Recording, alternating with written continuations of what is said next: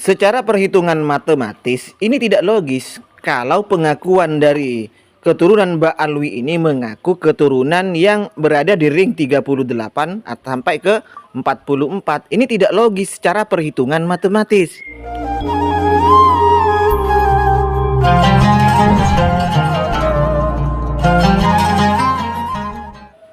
Assalamualaikum warahmatullahi wabarakatuh.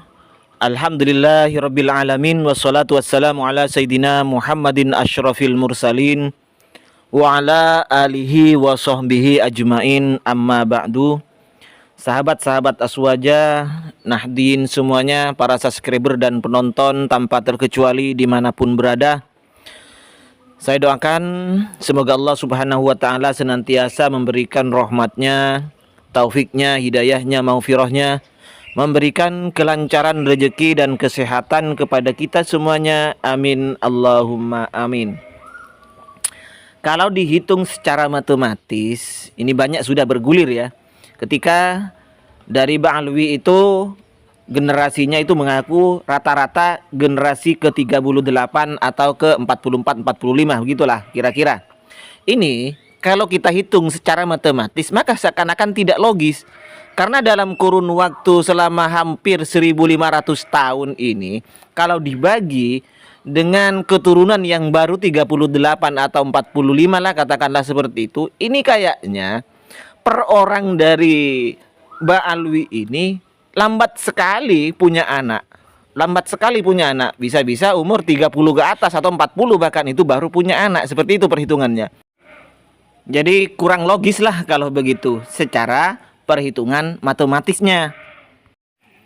Lalu benarkah memang seperti itu? Artinya bisa dihitung matematis kalau masalah keturunan ini? Apakah memang tidak masuk akal kalau kita berdasarkan pengakuan dari Ba'alwi yang rata-rata hanya dari generasi ke-38 sampai ke 44 atau 45 itu? Baik, mari kita dengarkan penjelasan dari salah seorang sayyid, yaitu Sayyid Fikri Shahab. Bagaimana tanggapan beliau ketika menjawab masalah ini? Ini penjelasan beliau. Rata-rata Alawiyyin saat ini merupakan keturunan ke-38 sampai ke-44. Secara kalkulasi matematis, hal ini dianggap tidak ilmiah. Bagaimana tanggapan Anda terhadap hal ini? Ya, ini juga yang saya sempat lihat juga, mungkin ada di sosial media juga ya, yang mempertanyakan mengenai hitungan ya, keturunan kesekian-sekian. Pertama, masalah soal jumlah keturunan keberapa, generasi keberapa itu bukan hitungan matematik. Nggak bisa kita hitung dengan matematik. Karena setiap orang itu mempunyai keturunan, mempunyai anak itu berbeda-beda di usia berapa. Ada yang punya anak di usia 30. Oke, punya anak yang pertama. Anak yang pertamanya kemudian mungkin kawinnya lambat. Atau anak yang pertama beberapa generasi akhirnya tidak berketurunan laki-laki. Stop. Kemudian yang berketurunan ternyata ada keturunannya, anak yang laki-lakinya mungkin anak yang paling kecil. Mungkin anaknya perempuan misalnya pertama. Kemudian anak laki-lakinya itu yang paling kecil sehingga dia punya anak di usia 40, 50. Dan baru berketurunan yang berikutnya juga itu bisa terjadi variasi yang berbeda-beda. Jadi tidak bisa dihitung secara matematis sama sekali. Dan hal ini kita lihat ya.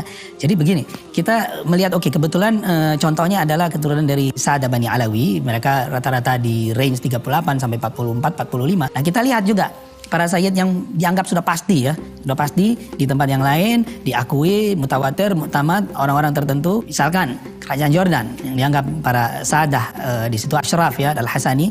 Itu kalau kita lihat, kita hitung juga dari yang sekarang mungkin Raja Abdullah itu ada nasabnya satu persatu sampai ke Rasulullah itu sekitar 40 atau 41, berada di range yang sama. Kemudian kita coba lagi, kita lihat di kerajaan Maroko sama-sama Al-Hasani juga dari jalur yang berbeda, itu juga ternyata range-nya juga sama.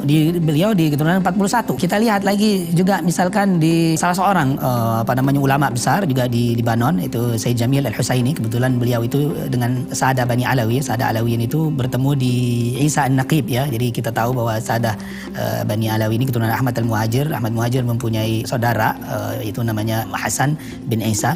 Jadi bertemunya di Isa An-Naqib. Beliau juga seorang anggota dari Naqaba Ashraf di Libanon ya. Nasab beliau juga bersambung ke generasi ke-40. Jadi kalau kita menolak bahwa ini tidak ilmiah, it doesn't make sense, kata dalam istilah bahasa Inggris ini, nggak mungkin kita mau coba hitung-hitungan matematik, berarti kita membatalkan semua nasab-nasab para sayyid di dunia yang lain juga, di berbagai penjuru dunia. Jadi karena range-nya juga sekitar itu. Dan juga di kalangan Sada Alawiyin pun juga berbeda-beda kan. Ada di generasi sekarang di kelompok tertentu karena mungkin mereka lebih cepat mempunyai anak, generasinya juga lebih banyak. Jadi kembali lagi ini bukan hitungan matematik dan ini juga sudah dikonfirmasikan. Kita harus lakukan komparasi dengan para nasab yang lain. Ternyata lebih kurang juga sama. Demikianlah teman-teman penjelasan dari Sayyid Fikri Syahab ini. Beliau menjelaskan bahwa dalam masalah keturunan, ring keturunan ini tidak bisa kita memang patokannya ke matematis, tidak bisa.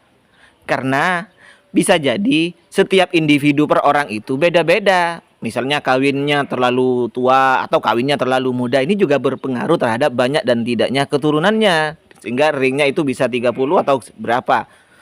Bahkan beliau itu memberikan contoh yang paling soheh katanya dari Al-Hasani sendiri. Dari Al-Hasani, dua dari Al-Hasani yaitu Raja Jordan dan Raja Maroko. Yang mana beliau itu sekitar berada di ring yang 40-41.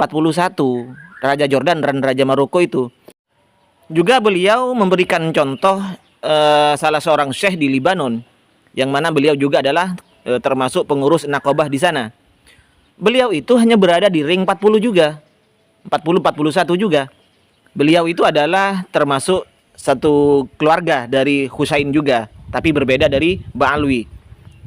Nah dari ini berarti perhitungan matematis ini tidak bisa diterapkan terhadap ketentuan ring nasab ini. Keturunan yang keberapa tidak bisa kita hitung dari kacamata matematika, tidak bisa. Dan ini juga bukan hanya terdapat di keluarga Ba'alwi, bukan. Di Al-Hasani juga seperti itu. Contohnya Raja Maroko dan Raja Jordan itu. Termasuk yang Sadah yang dari jalur, termasuk dari Al-Husaini itu, cuman bukan lewat Ba'alwi, juga seperti itu. Artinya di ring-ring yang sama dengan Ba'alwi ini. Tetapi repotnya, apapun alasannya, tapi kalau sudah dasarnya adalah tidak suka, kalau semuanya diukur dengan suka dan tidak suka, maka repot. Semua apapun pasti akan ditolak bagi yang tidak suka. Sebaliknya yang suka, bagaimanapun salahnya, akan tetap dianggap sebuah kebenaran. Itu memang biasa dari manusia itu. Baik, demikian mudah-mudahan bermanfaat. Mohon maaf sebelumnya untuk semuanya, baik yang pro ataupun tidak, setuju ataupun tidak. Mohon maaf sebelumnya. Assalamualaikum warahmatullahi wabarakatuh.